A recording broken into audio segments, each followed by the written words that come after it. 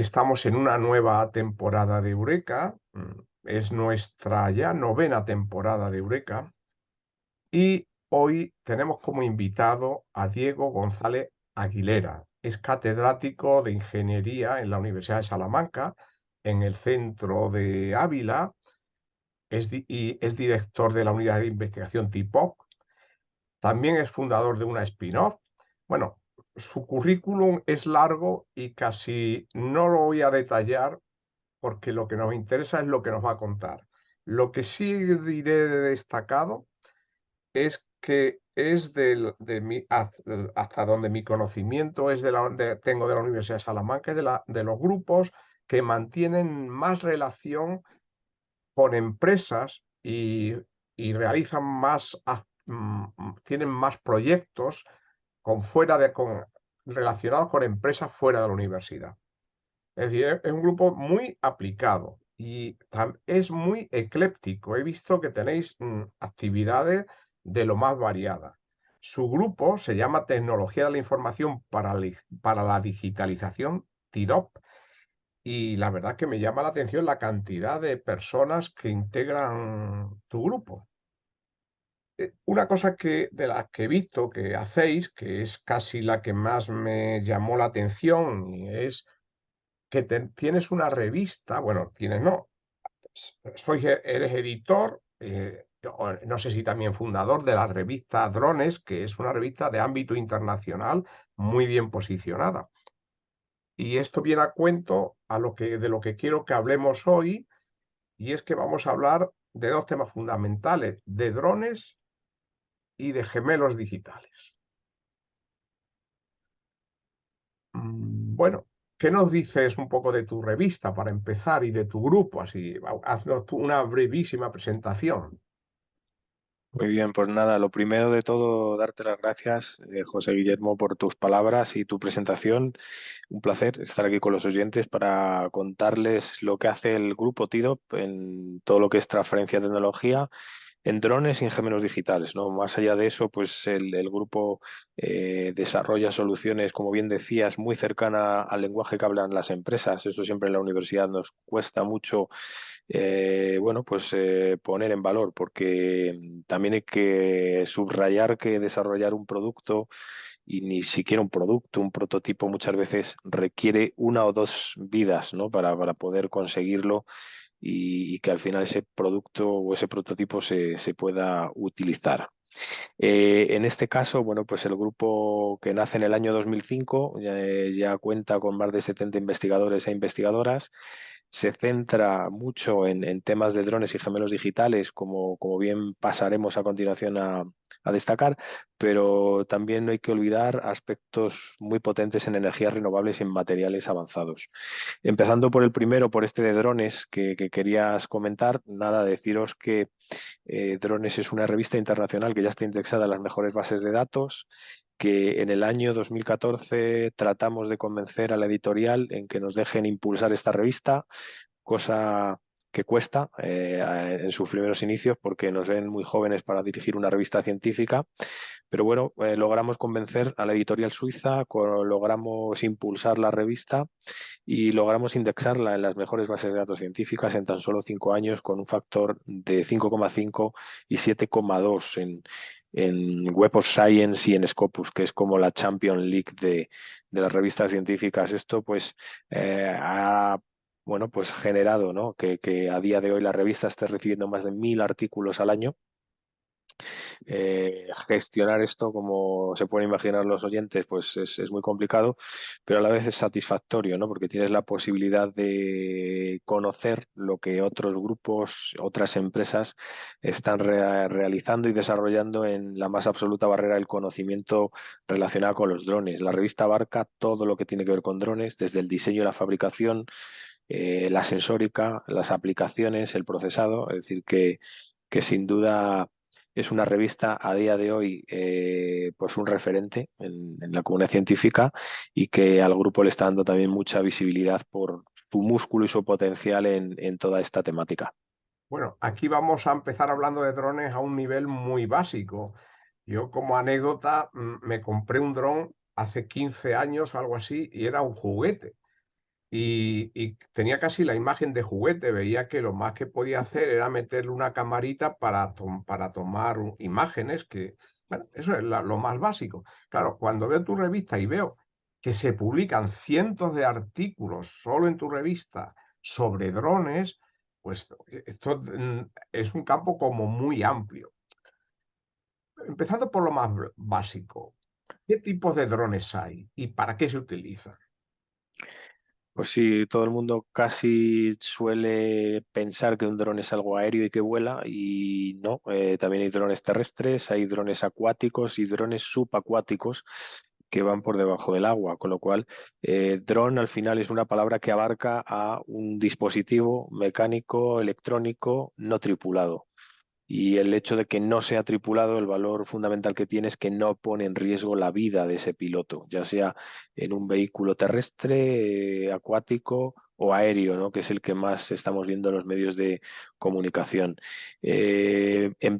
Empezamos viendo muchos drones civiles, ¿no? Pero a nadie se le escapa, ¿no? Que gran parte de esta tecnología, el origen es militar, ¿no? Y prueba de ello es ahora con los conflictos bélicos que estamos sufriendo y viendo en los medios de comunicación en Ucrania, ¿no? Que ya empiezan a proliferarse, ¿no? Ataques con drones en zonas enemigas.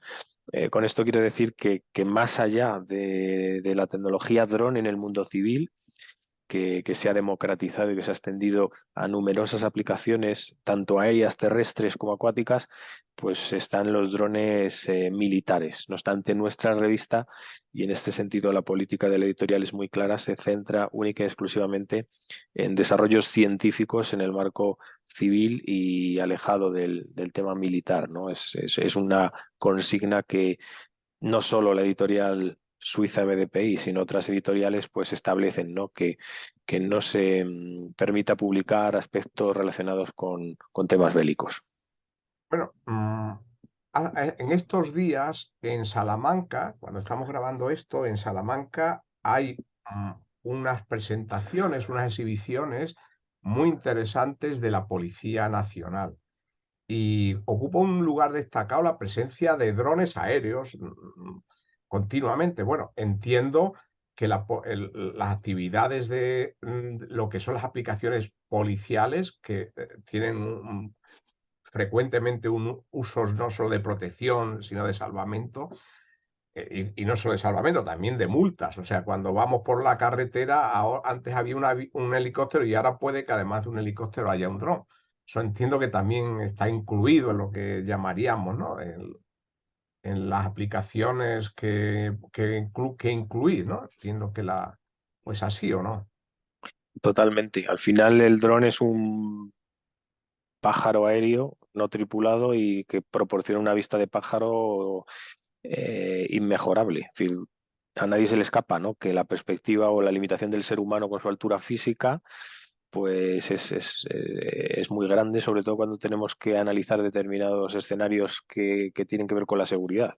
Cualquier manifestación, cualquier concierto, evento multitudinario que pueda ser vigilado desde el aire sin necesidad de tripular un helicóptero con el coste que comporta, ¿no? El helicóptero, poder auditar cómo están las carreteras, si hay excesos de velocidad con todas estas aeronaves, es sin duda aplicaciones donde esta tecnología está aportando muchísimo valor y donde el propio grupo pues, ha sido pionero a la hora de proporcionar esta tecnología a cuerpos como la Guardia Civil a través de compras públicas innovadoras, donde el grupo pues, ha introducido esta tecnología a estos cuerpos y fuerzas de seguridad para darlas a conocer, para prepararlas y darles formación también en todo esto. Vamos a ir, por ejemplo, al caso más básico. Imagínate que yo quiero hacer una pequeña aplicación en la que voy a necesitar un dron.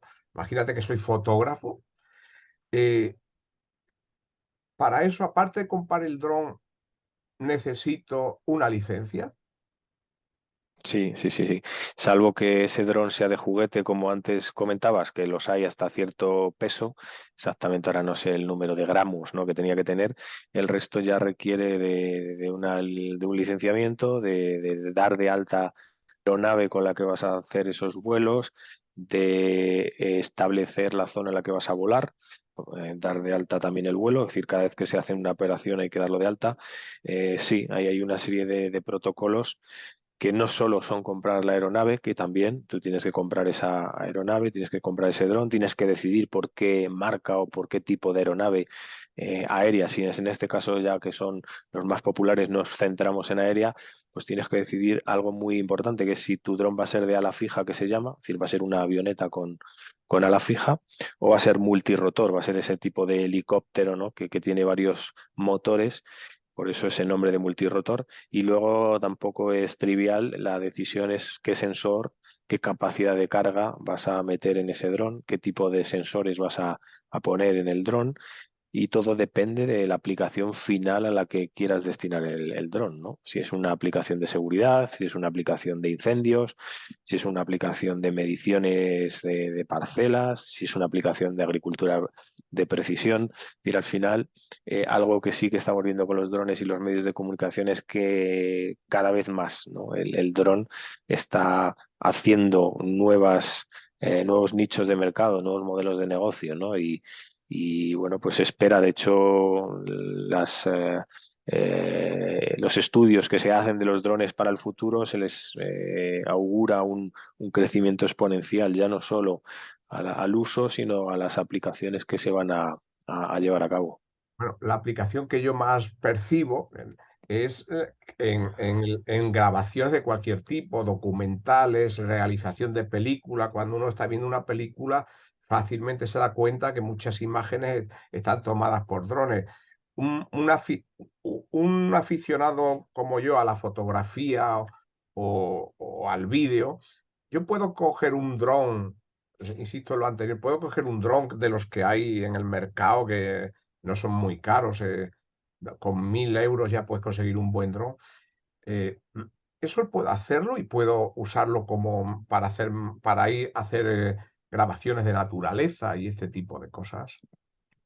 Sin duda y de una forma sencilla, porque si me preguntas hace varios años, pues como cuando nosotros nos iniciábamos con los drones, casi teníamos que ensamblarlos nosotros mismos, pieza a pieza y componente a componente, eso pues al final comporta mucho riesgo, porque cuando uno bueno, pues monta las cosas y las ensambla casi de una forma muy artesanal y casera, pues no tiene el control de calidad que ahora tienen los drones, que como bien dices, por 1.000 euros ya tienes una aeronave perfectamente ensamblada e incluso con una cámara, no una cámara específica, pero sí una cámara para hacer algún vídeo, hacer alguna foto.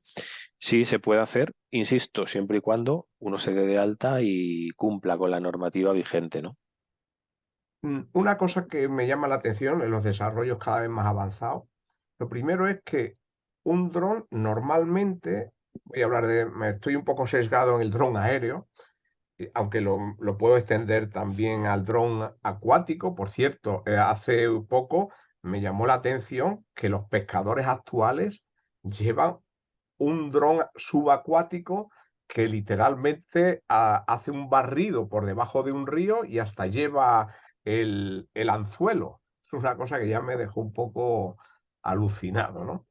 Que ya hasta para ser pescador tienes que tener una tecnología sofisticada. Volviendo al dron aéreo, normalmente hay una persona detrás, pero a veces he visto en YouTube, se puede ver cosas sorprendentes de cientos de drones que operan de forma coordinada en exhibiciones y no solo en exhibiciones. ¿Esto cómo se hace? Pues esto es de las cosas que más recibimos ahora en la revista, ¿no? Lo que se llama drones en enjambre, ese es el término que se utiliza, ¿no? Para denominar esas coordinaciones simultáneas de un montón de drones operando de forma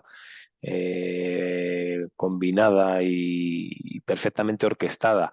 Y la respuesta es, pues se hace con desarrollo de tecnología propia, siendo muy precisos en el posicionamiento y en la navegación de la aeronave, en el reconocimiento de objetos, es decir, estos drones tienen que ser capaces de reconocer en tiempo real lo que se llama el cálculo en el borde, cualquier artefacto, cualquier obstáculo y sobre todo con desarrollos que redundan mucho en mejorar la precisión y la navegación de estas aeronaves, ¿no?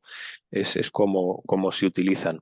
Las aplicaciones, bueno, pues al final es un poco el lema de divide y vencerás. El dron no militar, el dron civil tiene una limitación clara a día de hoy y al menos esto es algo que la tecnología sí que podemos decir que estamos en la barrera y es la autonomía, ¿no? Y por hoy no podemos tener un dron civil con una gran autonomía, ¿no? Vuelos por encima de la hora. Esto es una de las limitaciones. Todo lo que sea trabajar en conjunto, trabajar con varios drones, pues facilita, ¿no? El abarcar más zona, el sincronizarse para hacer determinadas tareas. Pero, Es, ¿cómo operan varios drones? ¿Hay un operador detrás? Porque entiendo que eso es imposible. ¿Es una no, programación? ¿Cómo se coordinan unos con otros? Porque no puede, entiendo que no puedes llevar la posición de cada uno individualmente. Habrá como una serie de reglas, de criterios. Más, claro, claro, por eso decía que hoy por hoy gran parte de estos logros pasan por un desarrollo de software de posicionamiento y de navegación tan perfectamente sincronizado y automatizado que permiten estos vuelos en enjambre, ¿no? Y siempre, por supuesto, debe haber una persona controlando. Es una de las cuestiones que también la normativa establece. La navegación de los drones siempre tiene que darse en la distancia que llaman de la vista, ¿no? Más allá de esa distancia a la vista no está permitido esa navegación y bueno, pues es bueno que siempre haya una persona vigilando que ese enjambre se está comportando de una forma correcta y no está generando ningún movimiento anómalo. pero que se le dan instrucciones. Estoy pensando, por ejemplo, las bandadas de pájaros en la naturaleza, que parece ser que cada uno de lo que va preocupado del que tiene al lado y de los dos o tres que tienen al lado. ¿Cómo se hace? He visto, en algún vídeo que he visto que hay a lo mejor una demostración en Dubái, por hablar de una espectacularidad, allá vea cientos de drones.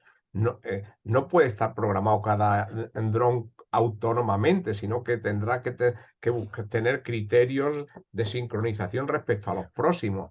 ¿Cómo se Sí, hace? esos criterios de sincronización los tienen y por ahí van las tareas de reconocimiento en tiempo real, pero luego tienen todos una planificación que se llama del vuelo, una planificación del vuelo súper precisa y minuciosa, que será tanto más precisa y minuciosa cuanto mejor sea ese posicionamiento y esa navegación que tenga el dron, y donde ahora mismo está el gran reto es en esa navegación de enjambre en interiores porque mientras que en exteriores la recepción de la señal GPS permite un mejor posicionamiento y navegación, en interiores esa recepción de la señal GPS que nos viene de los satélites no es factible, por lo tanto hay que recurrir a otras tecnologías como son las tecnologías inerciales y bueno, pues ahora mismo los mayores retos está en la coordinación de estos enjambres y de estos drones, sobre todo en interiores, donde la comunicación con el sistema GPS no funciona.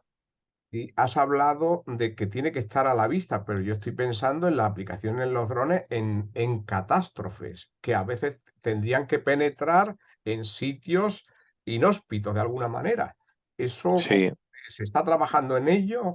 Eh, sí, sí, sí, sin duda. Luego hay cuestiones donde los drones, como bien dices, tienen que desplazarse por entornos hostiles. Uno de ellos puede ser pues, un escenario bélico donde ha habido pues, un bombardeo y tienen que entrar por zonas complicadas. Existe también la navegación con sistemas de gafas, donde el propio piloto está viendo lo que ve el dron y por lo tanto puede tener un control más allá del límite de percepción visual. Estamos ya ante aplicaciones donde las fuerzas y los cuerpos de seguridad intervienen y por lo tanto la flexibilidad también de la normativa es diferente, ¿no? Escenarios también que no podemos olvidar como los incendios forestales y que el dron aporta una ventaja clara y notoria que es poder trabajar de noche, cosa que los medios tripulados no pueden trabajar por la noche por las limitaciones que ya sabemos de visibilidad. Podemos volar con un dron, podemos identificar puntos calientes que son los rescoldos que quedan del incendio y que el propio ojo humano muchas veces no permite verlos y que con cámaras termográficas vamos a poder identificar, ¿no? Son sin duda aplicaciones de la mano de la seguridad donde los drones están ayudando mucho y están aportando un valor muy claro. Bueno, yo una cosa que observé, estuve en el volcán de La Palma, bueno, y no solo viéndolo en la televisión, yo me desplacé allí y lo que uno observaba, y después lo veíamos en la tele, que casi todas las imágenes y del propio volcán, realmente las imágenes más espectaculares venían de los drones que lo sobrevolaban en una condición realmente inhóspita, ¿no? Claro, es el mejor ejemplo de no poner en riesgo la vida de una persona. Es decir, se podría haber hecho con un avión tripulado, se podría haber hecho no con tanta resolución, porque el avión, si no lo saben los oyentes, por debajo de cierta altura no puede sobrevolar, pero se podría haber hecho a lo mejor con una navegación deportiva, tipo parapente, tipo paramotor. Es decir, algo que con una persona sobrevolando esa zona lo pudiera captar, pero obviamente pones en riesgo la vida de la persona, ¿no? Y aquí es claro y manifiesto el valor de la tecnología no tripulada. Pues por acabar el apartado drones, me gustaría que nos contase uno o dos casos de los que está involucrado tu grupo relacionado con esta actividad. Pues son muchos los casos donde el dron forma parte del grupo, sobre todo en desarrollar herramientas, ¿no? Pero uno que es muy destacado y en el que estamos muy involucrados y motivados son los incendios forestales. Lo decía anteriormente, grandes incendios forestales. El grupo está participando en un gran proyecto europeo donde los incendios de sexta generación, denominados ahora grandes incendios forestales, son el caballo de batalla y donde los drones no solo van a proporcionar estos puntos calientes, que también lo van a hacer en operaciones sobre todo nocturnas, sino que van a dar información tremendamente relevante para los agentes involucrados en un incendio forestal. Y es información de la masa forestal en cuanto al modelo de combustible, la humedad de ese combustible, el estado y el vigor vegetativo, datos que se necesitan y que son cruciales a la hora de simular, a la hora de saber hacia dónde se va a propagar el fuego, conocer con los drones condiciones meteorológicas reales de la zona, conocer, como digo, con gran detalle el tipo de combustible y la humedad del combustible, son sin duda datos que ayudan a las administraciones y a los técnicos que intervienen en los incendios forestales para, de la mano de la simulación y de las herramientas de propagación de fuegos y de contaminantes, saber hacia dónde se van a propagar las llamas. Y ya está la última pregunta que tiene que ver con los drones. Un aspecto de los que es cierto, que puede recordar un poco a las películas, pero yo creo que cada vez es un poco más real. Los drones, una de las herramientas que utilizan es el término este tan genérico que ahora usamos, es inteligencia artificial. Entiendo que para ir tan rápidos y tomar decisiones de vuelo, tienen que ser más ágiles que las propias personas. Incluso en el ambiente policial. eh, ¿Hasta qué punto un dron puede actuar por su cuenta? ¿Qué más? Ya estamos trabajando en tareas de reconocimiento de objetos, de animales, por ejemplo, de personas. Y no hay que olvidar que estos sensores al final tienen algunos de ellos, no todos. Hay que gastarse también cierto presupuesto, ¿no? Para poder adquirirlos, pero ya estamos hablando de cámaras capaces de darnos una resolución que ni el propio ojo humano es capaz de llegar. Es decir, con esto quiero decir que entrenando con inteligencia artificial a los algoritmos, somos capaces de reconocer y de seguir elementos en tiempo real, ¿no? Lo que se llama el cálculo en el borde que decía también anteriormente, y que se puede llevar a cabo con unidades aéreas robotizadas e incluso terrestres, ¿no? Nosotros también hemos hecho algún desarrollo en terrestre, donde con un dron propio hemos entrado en lo que llamamos infraestructuras críticas. Infraestructuras críticas son infraestructuras que su funcionamiento son crítico para el país. Estamos hablando de aeropuertos, centrales nucleares y también subestaciones eléctricas.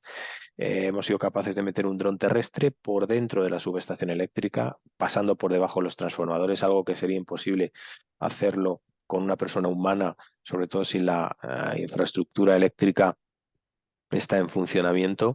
Y bueno, pues esto sin duda comporta una ventaja muy clara a la hora de determinar el estado de salud de esa infraestructura eléctrica, cualquier patología. Aquí estamos viéndolo, por ejemplo, con este vídeo. Bueno, el oyente no Y lo está viendo. Solo podemos decir que subiremos también la versión YouTube. Es decir, eso es decir, estamos hablando de tecnología que nos aporta un valor adicional porque es capaz de pasar por zonas, insisto, terrestres en este caso, que el dron aéreo no puede. Nos interesaba que el dron fuera terrestre en una subestación eléctrica para captar toda la información necesaria. Y además, como bien decías, la inteligencia artificial ya súper democratizada, extendida, bien entrenada, es capaz de detectarnos elementos de esta subestación que son de interés, ¿no? Como es un transformador, un aislante y detectar incluso patologías, ¿no? Como pudiera ser el caso. Bueno, vamos muy ajustados de tiempo, pero no quiero hacerte alguna pregunta de otras de las áreas en las que trabaja tu equipo y que me ha llamado mucho la atención. Los gemelos digitales. ¿Qué son los gemelos digitales? Bien, pues un gemelo digital es una réplica digital, pero con dos patas. Y trato de explicarme esas dos patas. Una es la parte física, esqueleto muscular, digamos, del objeto, del avatar, y otra es la parte cognitiva, es decir, la capacidad de pensar que tiene ese gemelo digital.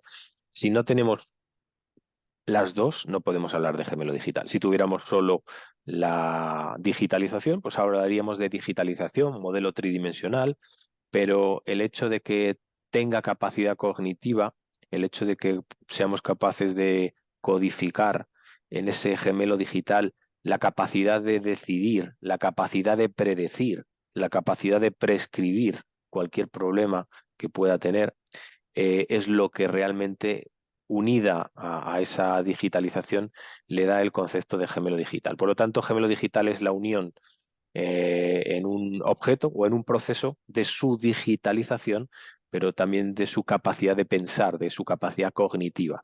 Bueno, Y para poder dotar de esto al objeto necesitamos inteligencia artificial. bueno, tal cual lo estás hablando, el que no esté habituado y no haya visto antes lo que es un gemelo digital puede pensar que es un gemelo de una persona que piensa y todo esto. Quizás es bueno que nos pongas un ejemplo muy sencillito de lo que es un caso real de lo que es un gemelo digital. Sí, pues, el símil del avatar y de la persona es el mismo. Lo que pasa es que nosotros no hemos hecho ese gemelo digital todavía en el grupo. Es decir, no nos hemos enfrentado a generar un gemelo digital humano, pero ya existe en medicina, ¿no? En gran parte de las disciplinas de la medicina, no a lo mejor integral del ser humano, pero determinados gemelos digitales en el ámbito de salud existen y determinadas partes se están modelizando. Nosotros lo hemos hecho, por ejemplo, un claro ejemplo son los edificios, ¿no? Y los edificios al final son seres vivos como las personas. Nosotros hemos planteado a través de una asociación sin ánimo de lucro que funda y de la cual la Universidad de Salamanca es socia de honor, que se llama Heritage Care, cuidado del patrimonio, hemos sido capaces de desarrollar una metodología que va a generar gemelos digitales de cualquier edificio histórico, ya sea de un edificio privado o público. ¿Y qué hacemos para hacer ese gemelo digital de un edificio histórico? Pues lo que hacemos es digitalizarlo, utilizamos tecnologías de última generación que nos permiten digitalizar el edificio histórico, generar ese modelo tridimensional tanto en su parte externa como en su parte interna, y luego lo monitorizamos como si fuera un paciente, como si fuera un ser humano. O sea, esas variables cognitivas, en este caso, se trasladan a unas variables dinámicas de salud, que lo que me miden es la temperatura del edificio, la humedad, la presencia de CO2, diferentes variables. Todo eso lo mezclamos y somos capaces de saber si el edificio tiene problemas en el momento actual e incluso si los va a tener en el futuro. Creo que al respecto lo que he visto vuestro es, habéis hecho algo así con la Biblioteca Histórica de la Universidad de Salamanca, ¿no? Correcto, correcto. Ese es un ejemplo bueno, pero como decía, a través de esta asociación también hemos sido capaces de hacerlo en edificios de Portugal, edificios de Francia e incluso edificios, por supuesto, de España. Bueno, además, ya dando otro pequeño salto casi al límite del tiempo, otra de las actividades que me gustaría que nos comentases, que con dos palabras muy genéricas que pone tu grupo, tu grupo incluye la industria geoespacial y las energías renovables. ¿Nos puedes poner un ejemplo de cada caso? Sí, por supuesto, el grupo está muy inmerso en las últimas energías renovables, las que el oyente se puede imaginar. Empiezan por hidrógeno verde. El grupo está aportando valor en el hidrógeno verde y si los oyentes dirán, ¿y cómo un grupo que es experto en geotecnologías o en industria geoespacial aporta valor al hidrógeno verde? Bueno, pues que el hidrógeno verde, como vector energético novedoso que ahora mismo representa no solo para España, sino en Europa, necesita herramientas geoespaciales que ayuden en sus tres fases. ¿Y cuáles son las tres fases que tiene el hidrógeno verde? Pues dónde se va a producir ese hidrógeno verde, cómo se va a transportar ese hidrógeno verde hacia los clientes finales y lo más importante, cómo se va a almacenar ese hidrógeno verde. Y para esas tres fases, almacenamiento, transporte y producción, las industrias geoespaciales, los sistemas de información geográficos, los datos satelitales, la cartografía, es de enorme valor. Es crucial saber dónde es el lugar más óptimo para producir hidrógeno. El hidrógeno al final es la simbiosis de energía eléctrica, de fuente renovable, ya sea eólica o solar, y agua. A través de un proceso de electrólisis vamos a ser capaces de generar ese hidrógeno. Pero hay que saber cómo lo vamos a generar, si en estado líquido, en estado gaseoso, cómo lo vamos a transportar, cómo lo vamos a almacenar. Y aquí ya digo que el grupo está siendo punta de lanza en la incorporación de estas tecnologías geoespaciales en proveer herramientas para apoyar la toma de decisiones a todas las empresas involucradas en el hidrógeno verde. Bueno, pues ya por acabar, me gustaría un poco que nos comentes un poco qué labor de formación, ya que nuestros oyentes, parte de ellos, yo espero que gran parte, son personal universitario, algunos estudiantes, otros que quieren a lo mejor hacer un doctorado, o en fin, personas que desean que estudian en general y que quieren un poco aprender de las cosas que nos has contado. Al respecto, ¿qué labor de formación tenéis y cómo pueden ponerse en contacto con vosotros? Pues en la Escuela Politécnica Superior de Ávila tenemos ingenierías, básicamente son ingenierías relacionadas con el terreno, ingeniero civil, ingeniero de minas y energía, ingeniero en geoinformación, geoinformática. Son carreras de futuro, carreras que representan demandas profesionales que diferentes empresas y administraciones nos solicitan, ¿no? Y que, bueno, pues desafortunadamente en los últimos años estamos viendo no solo en Ávila y en la USAL, ¿no? Sino en general como las carreras de ingeniería, por diversas razones, pues sufren este déficit, ¿no? de alumnado, ¿no? Bueno, pues desde aquí lanzarles el mensaje de que en la Escuela Politécnica Superior de Ávila, en la Universidad de Salamanca, a través de cualquiera de estas ingenierías que se imparten, tienen abierta la puerta al futuro, porque sin duda que cualquiera de las cosas que hoy podemos tocar con nuestras manos, si nos pegáramos a pensar, en gran parte están hechas con ingeniería, ¿no? Y las ingenierías como las que se imparten en la Escuela de Ávila y en la Universidad de Salamanca son ingenierías tremendamente aplicadas, tremendamente versátiles a la hora de aportar profesionales al mercado que, como digo, hoy en día nos están demandando las empresas. Lo puede hacer de la mano de la geoinformática con todas estas tecnologías geoespaciales que hoy aquí hemos hablado, o algunas de ellas, como son los drones, el gemelo digital, lo pueden hacer con las energías renovables, como es en el caso de la ingeniería minas y energía, lo pueden hacer, ¿por qué no?, de la mano de la ingeniería civil, con aspectos también muy relacionados con la explotación y el uso del agua y la gestión de los recursos hídricos, que es otra de las cuestiones que también hoy en día supone un gran reto para nuestro país y para nuestra sociedad. Y finalmente, ¿y las empresas cómo pueden contactar con vosotros? ¿Qué pueden esperar de vosotros? Bueno, nosotros tenemos la labor que no es fácil y sencilla de formar a estos alumnos y generar buenos profesionales. Esa es nuestra labor como universidad. La empresa y el ritmo de la empresa somos conscientes que siempre demanda una velocidad diferente a la que lleva la universidad, sobre todo en cuanto a las nuevas tecnologías.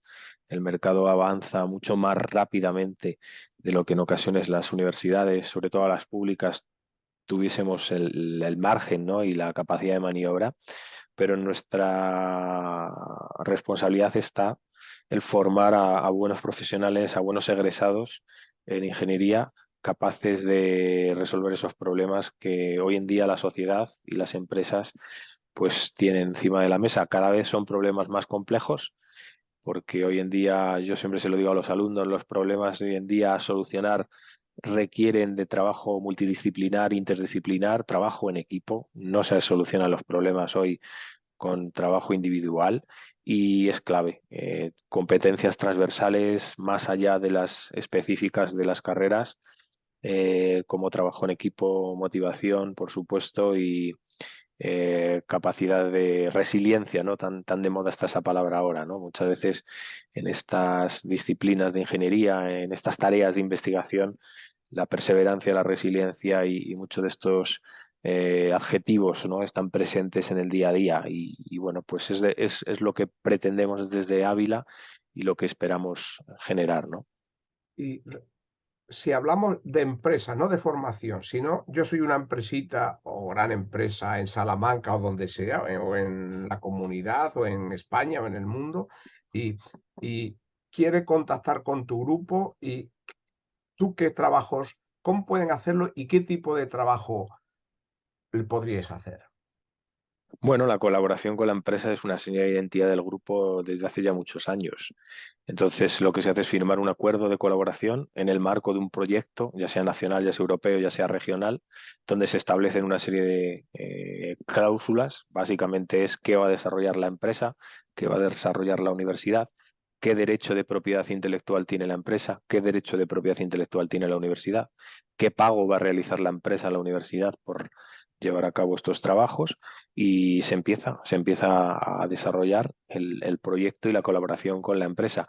El resultado, pues se puede traducir en un software, se puede traducir en una patente, se puede traducir en una metodología de trabajo, se puede traducir en un estudio, va a depender mucho de lo que demande la empresa, ¿no? Pero todas esas peculiaridades de resultados que acabo de decir son sin duda casos de éxito del grupo hacia las empresas. Yo diría que un sitio para acceder es simplemente a través de la dirección web tipod.es, creo, ¿no? Que es vuestra dirección de tu grupo. Sí, el grupo tiene mucho poder también a la hora de llegar a los medios de comunicación y capacidad de difusión, ¿no? Y la propia página del grupo es el mejor escaparate, así como el email del grupo. Es decir, que sin duda a través del grupo, a través de cualquiera de los contactos que se facilitan, tenemos canal propio también en YouTube, donde se pueden ver gran parte de los vídeos de los desarrollos que hace el grupo. Sin duda es la mejor forma de contactar con nosotros. Pues nada, pues de desearte la mejor suerte. Sois un ejemplo dentro de la Universidad de Salamanca de lo que es un grupo que es activo, que está en contacto con lo que le rodea y no solamente dentro del entorno universitario. Y eso es una cosa que para mí, por lo menos, es muy, muy de agradecer. Pues ha sido un placer contar contigo. Un placer para mí estar con vosotros y nada, solo esperar que pueda ser de inspiración esta charla que hemos tenido a los jóvenes que vienen por detrás.